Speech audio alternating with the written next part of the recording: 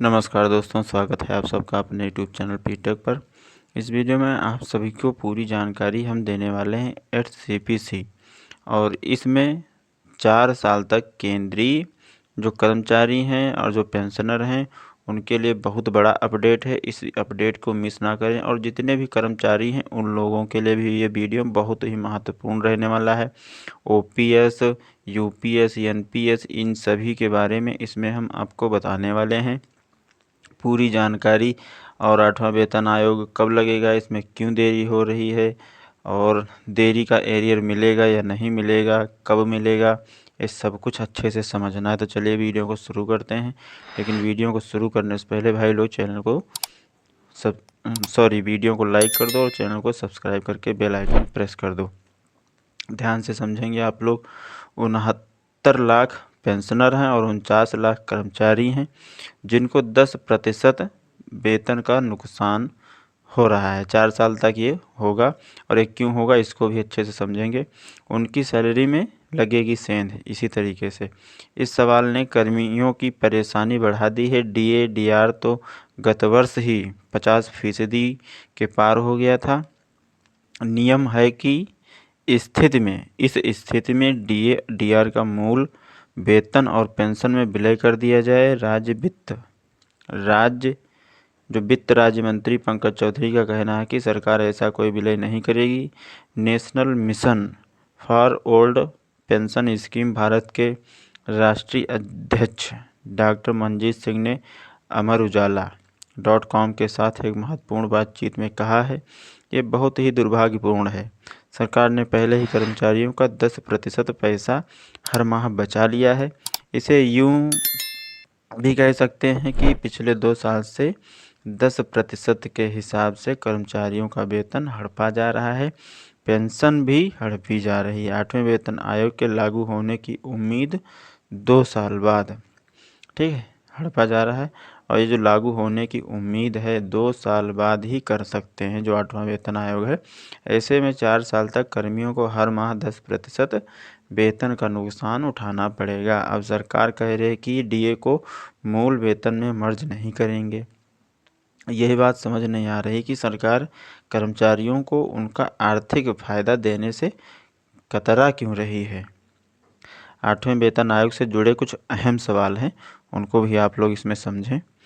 पेंशनरों को 8वें वेतन आयोग का फ़ायदा मिलेगा या नहीं मिलेगा, इस बाबत कर्मचारी और पेंशन धारकों के संगठन चिंतित हैं। पुरानी पेंशन क्या इसकी बहाली होगी या अब यूपीएस ही चलेगा और गैर अंशदायी पेंशन योजनाओं की अवित्त पोषित लागत 8वें वेतन आयोग की संदर्भ शर्तें यानी टर्म ऑफ रेफरेंस TOR में शामिल। इस पंक्ति को हटवाने के लिए क्यों लामबंद हो रहे कर्मचारी। आज डिजिटल का युग है, बहुत सारी डिटेल एक क्लिक पर मिल जाती हैं। तो फिर सरकार ने 8वें वेतन आयोग को अपनी रिपोर्ट तैयार करने के लिए 18 महीने का समय क्यों दिया है। 8वें वेतन आयोग के लागू होने पर न्यूनतम वेतन कितना हो सकता है। सरकार ने देखिए 8वां वेतन जब लगेगा तो आपका कितना जो न्यूनतम वेतन है, बेसिक सैलरी कितनी हो सकती है। और जनवरी 2026 से वेतन आयोग लागू होगा। अब संसद में वित्त राज्य मंत्री का कहना है कि 8वें केंद्रीय वेतन आयोग के लागू होने की तारीख का निर्णय सरकार द्वारा लिया जाएगा। National mission for old pension scheme Bharat के राष्ट्रीय अध्यक्ष मनजीत सिंह पटेल ने, ये तो हम पहले आपको बता चुके हैं, क्या पेंशन में विभेद कर सकती है सरकार। डॉक्टर मनजीत सिंह ने बताया, गैर अंशदायी पेंशन योजनाओं की अवित्त पोषित लागत 8वें वेतन आयोग की संदर्भ की शर्तों से इस बात को हटाने के लिए मांग की गई है। अब इस मुद्दे पर स्थिति साफ हो गई है। पहले यह बात सामने आई कि पेंशनर को TOR में शामिल नहीं किया जाएगा। पिछले कुछ दिनों संसद में वित्त मंत्रालय की तरफ से बताया गया कि 8वें वेतन आयोग से पेंशनर भी लाभान्वित होंगे। अब यह मुद्दा खत्म हो गया है।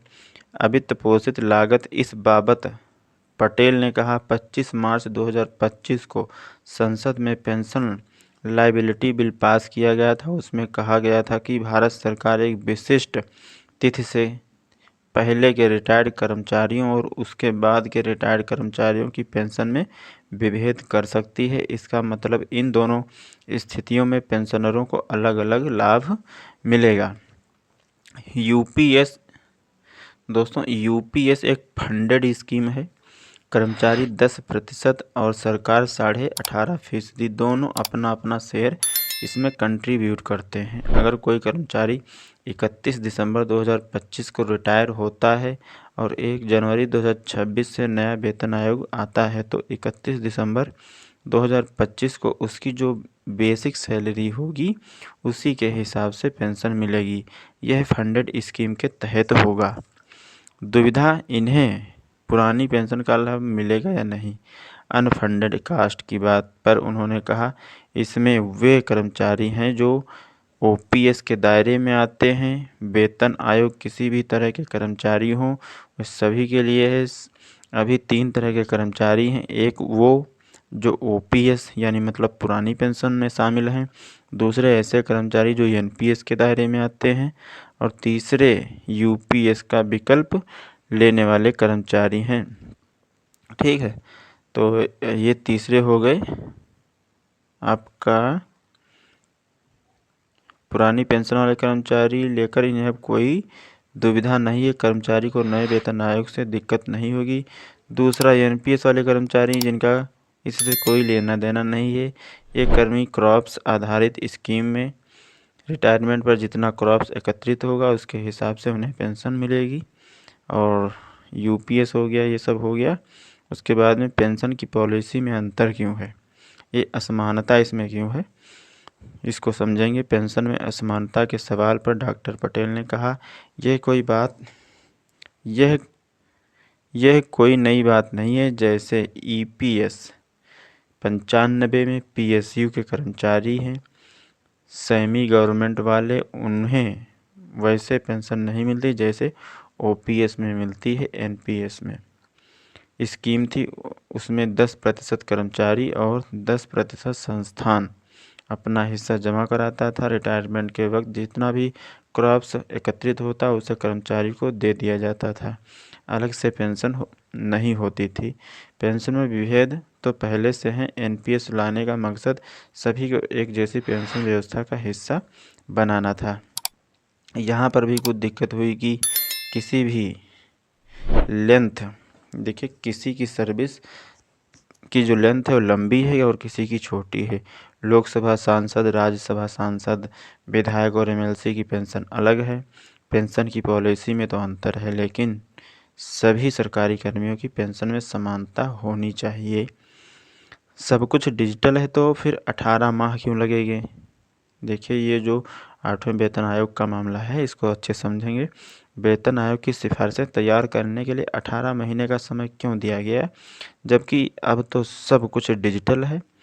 और इसके पीछे सरकार की यह रणनीति हो सकती है कि वह उसे चुनाव से जोड़ना चाह रही हो।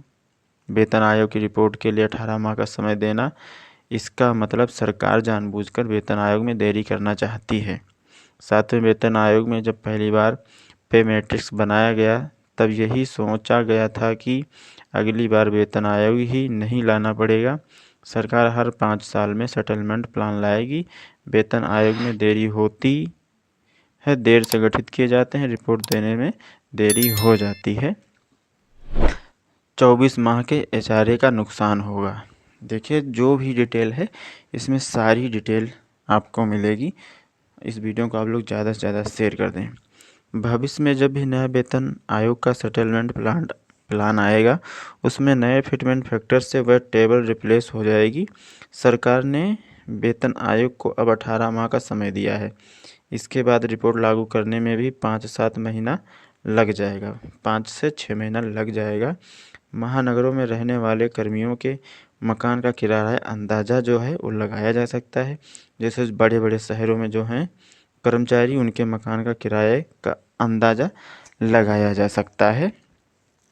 वेतन आयोग में 2 साल की देरी। भारत सरकार ने आज तक जितने भी आयोग आए हैं उनमें जो एरियर मिला है वह बेसिक प्लस डीए पर मिले हैं।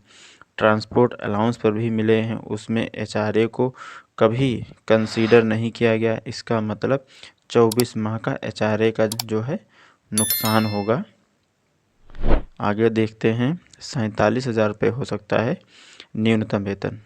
मौजूदा समय में दोस्तों जो बेसिक सैलरी है 18,000 रुपये मान लीजिए, ठीक है, और जब 8वां वेतन आयोग लागू होगा तो ये सैलरी 47,000 रुपये तक जा सकती है। फिटमेंट फैक्टर 2.2 से तो कम नहीं होगा, और 2 से अगर ज़्यादा होता है तो 2.6 तक पहुंच सकता है।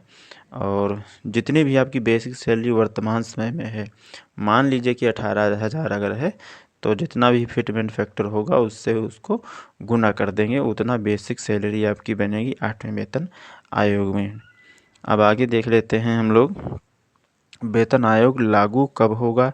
इस बाबत उन्होंने कहा कि सरकार इस पर घुमा फिरा कर बात कर रही है, लेकिन आयोग तिथि जो आयोग तय तिथि से ही लागू होना चाहिए। अब वित्त राज्य मंत्री जो हैं उन्होंने कहा कि अभी सरकार तय करेगी, यानी अभी तय नहीं है कि वेतन आयोग 1 जनवरी से लागू हो ही जाएगा। संभव है 2 साल बाद एरियर को लेकर सरकार निर्धारित भुगतान में कुछ कर सकती है। जनवरी 2026 से डीए बढ़ोतरी को लेकर पटेल ने कहा ये चलता रहेगा, यानी तय समय पर मिलता रहेगा। वेतन आयोग की रिपोर्ट के आने के बाद देखा जाएगा। 31 दिसंबर 2025 को कर्मचारी का बेसिक वेतन कितना था, उसके हिसाब से फिटमेंट फैक्टर लगाकर फ़ायदा दिया जाएगा। डीए 50% से ज़्यादा तो 58% है वर्तमान समय में, और आने वाले महीने में ये कितना बढ़ोतरी होगा वो आगे की बात है। लगभग 2% तक बढ़ोतरी हो सकती है। 29 लाख, देखिए 29 लाख में कर्मचारियों में से सिर्फ और सिर्फ 1 लाख ऐसे कर्मचारी हैं जिन्होंने यूपीएस ज्वाइन किया है या फिर यूपीएस को ज्वाइन किया है।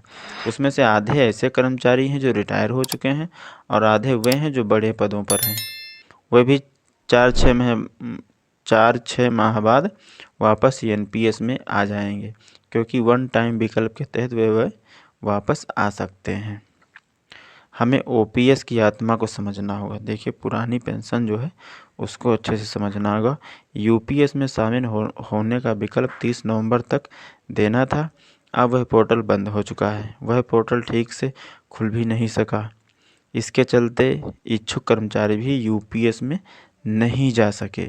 सरकार द्वारा खुद ही इसे फेल किया जा रहा है। 8वें वेतन आयोग के टीओआर में कर्मचारियों के लिए ओपीएस आज भी सबसे बड़ा मुद्दा है।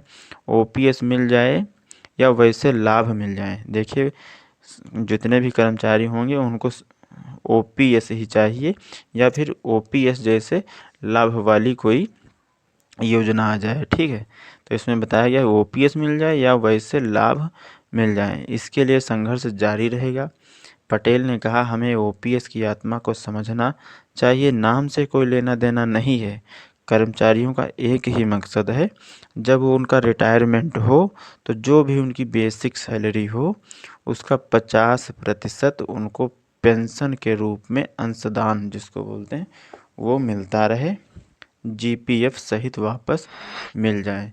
तो कोई भी हो, चाहे एनपीएस हो, यूपीएस हो, जो भी हो, कर्मचारियों का यही कहना है कि ओपीएस जैसी सुविधा जिसमें भी हो वो आए, नाम से फ़र्क नहीं पड़ता है। बस जब रिटायरमेंट हो तो जो भी उनकी वेतन हो उसका 50% पेंशन मिले, और जो कर्मचारी का अंशदान जीपीएफ सहित वापस मिल जाए। यही है कर्मचारियों की मांग। तो इस वीडियो में आप लोग जितने भी क्वेश्चन होंगे आप सभी भाई लोगों के, कर्मचारियों के, पेंशनरों के, और सब कुछ इसमें अच्छे से क्लियर हो गए होंगे। और इस वीडियो को आप लोग ज़्यादा से ज़्यादा लोगों के पास शेयर करें, क्योंकि बहुत से ऐसे कर्मचारी हैं जिनको ओपीएस पेंशन के लाभ अच्छे लगते हैं, यानी ओपीएस समझ में आती है। तो ज़रूर शेयर करें, और अगर ये पूरा अपडेट अच्छा लगा है तो एक लाइक कर दो, ऐसे ही नए नए अपडेट पाने के लिए चैनल को सब्सक्राइब करके बेल आइकन प्रेस कर दो। मिलेंगे एक नए वीडियो में नई जानकारी के साथ में। तब तक के लिए दोस्तों, जय हिंद, जय भारत।